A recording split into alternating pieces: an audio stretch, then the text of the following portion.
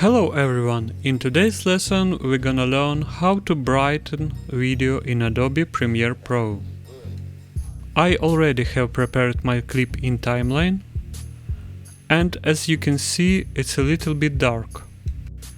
Now we go to the effects panel and search for lumetri color effect.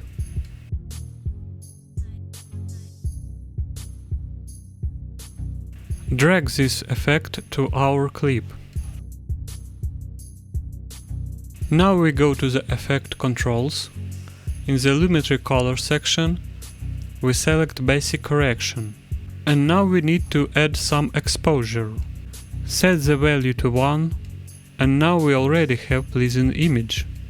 You can raise up highlights, add more contrast, and play with the shadows.